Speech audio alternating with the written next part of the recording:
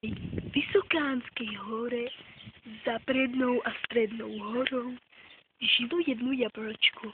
Bolo krásne červené, ale raz, keď sa tak zadívalo vedľa jej doma, zistilo, že niečo nie je v poriadku.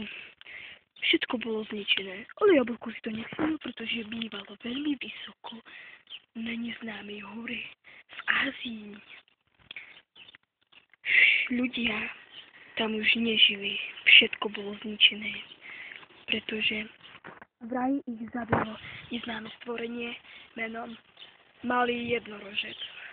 Malý bolo v slova zmysle veľký, no nikto netušil, že sa to stane. Jablčko proste jedného dňa išlo na prichádzku ako vždy. Zišlo dolu, pokúlalo sa a skúlalo sa na prichádzku. Jablčko sa išlo normálne prejsť ako vždycky, akurát s tým rozdielom, že nebolo na veži, ale bolo dole.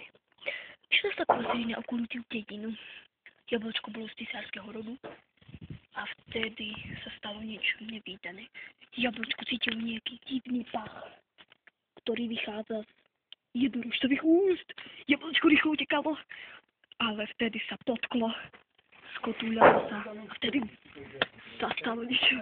Malý jednorožec bol tu.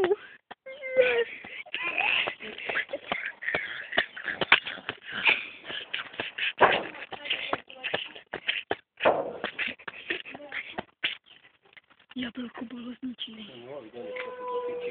Nikto však nevie, aké stvorenie to urobilo.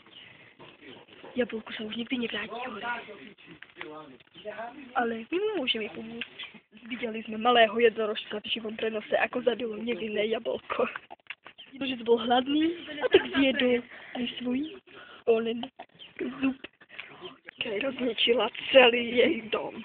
Nikto však nevedel, že mladý jednorožec menom Keira je tu. A tak nikto nevedel, prečo je také krvilačné. Pirueta! Keira! Keira! Sáhni! Keira chcela požiadať mňa. Pozor!